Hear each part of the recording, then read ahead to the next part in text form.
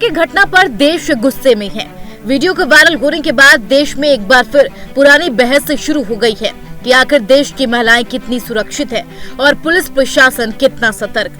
मणिपुर में जो कुछ भी हुआ उससे देश का सिर शर्म से झुक गया है, लेकिन इससे ज्यादा जो शर्मनाक था वो ये है कि सरकार ने 2 महीनों तक इस मामले की सूद नहीं ली।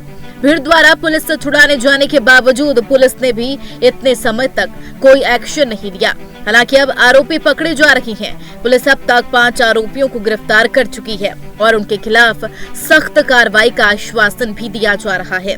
Incident. I have not only talked to the DGP, I have also taken cognizance and talked to CS also, because CS is the administrative in charge of the state, and he said yes, it happened in May.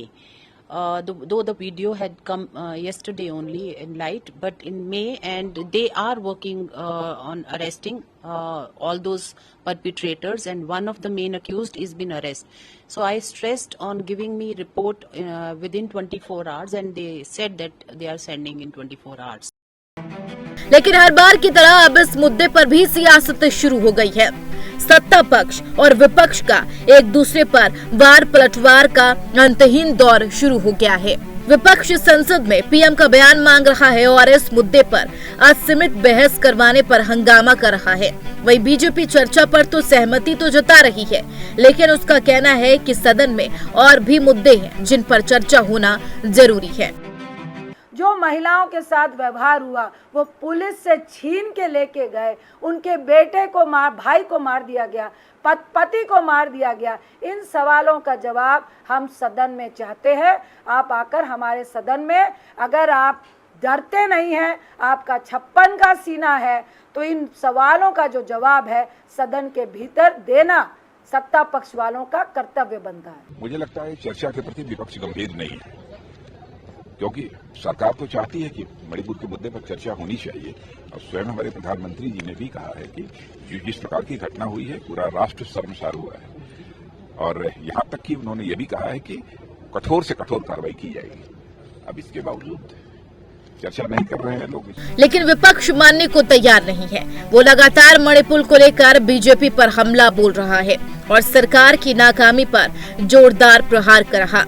Congress समेत तमाम विपक्षी पार्टियां मणिपुर की घटना को सरकार की नाकामी बता रही हैं और वहां के सीएम एन बीरेन सिंह के इस्तीफे और प्रदेश में राष्ट्रपति शासन लगाने की बात कर रही हैं। ऐसा अन्याय नहीं होता। दूसरा, मणिपुर के सीएम का ये बयान अभी मैं थोड़ी देर पहले देख रहा था कि ये एक घटना थोड़ी है, ऐसी तो बहुत घटनाएं घटी हैं। इसका मतलब तो पता नहीं कितनी बहनों के साथ ऐसा हुआ है मणिपुर के अंदर। और अगर बहुत सारी ऐसी घटनाएं घटी हैं तो उन्होंने क्या किया इस बारे में? उन्होंने क्यों नहीं पकड़ के लोगों को, जो दोषियों को जेल में डाला? वो कर क्या रहे थे अभी तक? एक लफ्ज नहीं कहा। कल मजबूरी में, क्योंकि एक इतना भयावह वीडियो वायरल हुआ कि वो फिर चुप नहीं रह पाए, तो मजबूरी में कल एक बयान दिया उन्होंने, एक वाक्य बोला और उस वाक्य में भी राजनीति घोल दी। उस वाक्य में भी उन्होंने उन प्रदेशों का नाम ले लिया जिसमें विपक्ष की सरकार है। और जिस तरह की तस्वीरें आई कि एक महिला को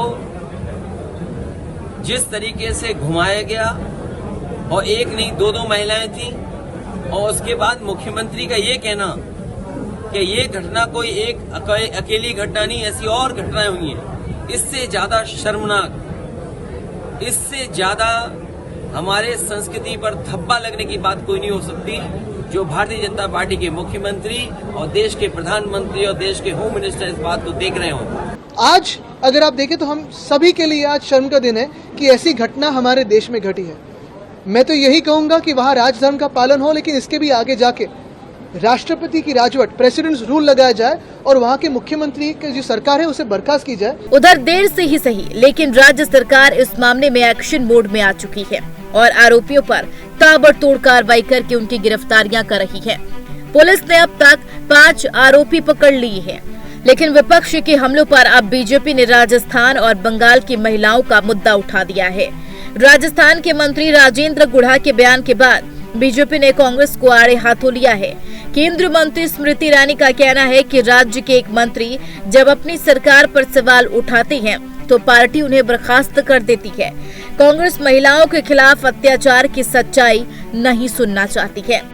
बीजेपी राजस्थान, छत्तीसगढ़ और बंगाल में महिलाओं पर हो रहे अत्याचार और बर्बरता का मुद्दा बना रही है।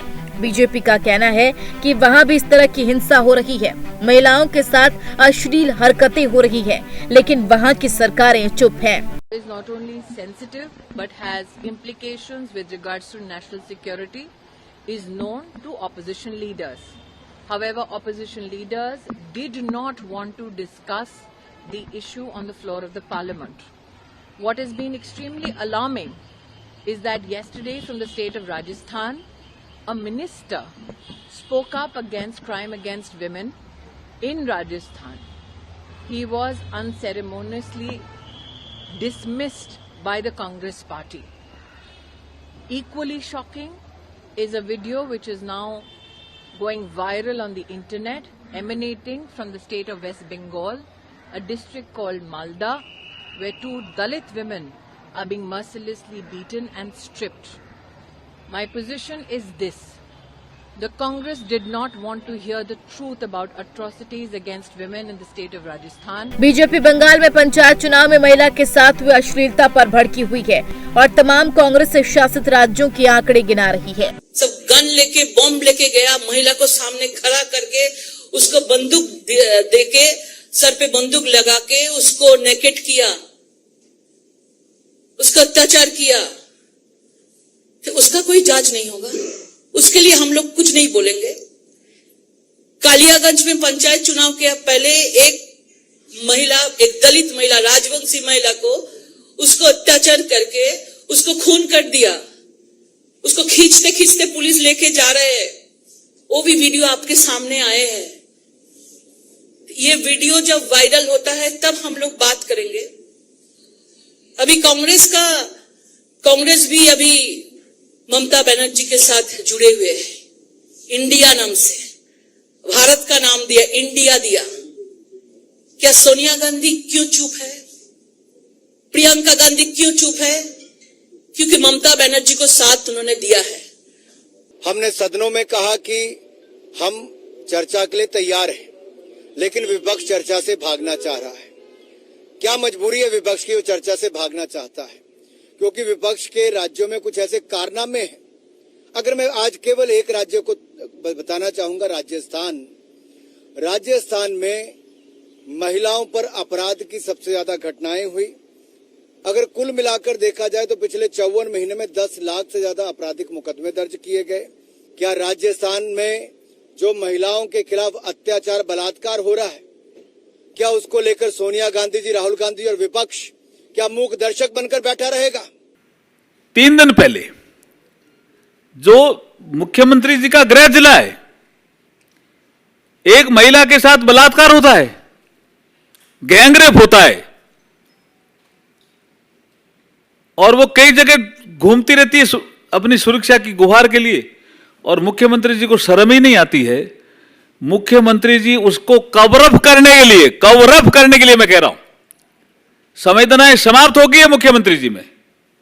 कहते हैं ये तो किसी और विचारधारा के लोग थे। यहाँ विचारधारा देखी जाती है क्या? लेकिन सत्ता पक्ष और विपक्ष की वार पलटवार की राजनीति ने महिलाओं की अस्मिता का सवाल कहीं गुम होता हुआ दिख रहा है। सरकारें लाख बेटी बचाओ बेटी पढ़ाओ अभियान के दावे कर रही, लेकिन मणिपुर, पश्चिम बंगाल और राजस्थान में महिलाओं के खिलाफ हो रही घटनाएं अपने आप में बहुत कुछ बयां कर रही है। अच्छा होता कि सरकारें महिलाओं की सुरक्षा के प्रति संवेदनशील होती और इस तरह की घटनाएं दोबारा ना हो उसके लिए प्रयास करती। Bureau report, TNP news.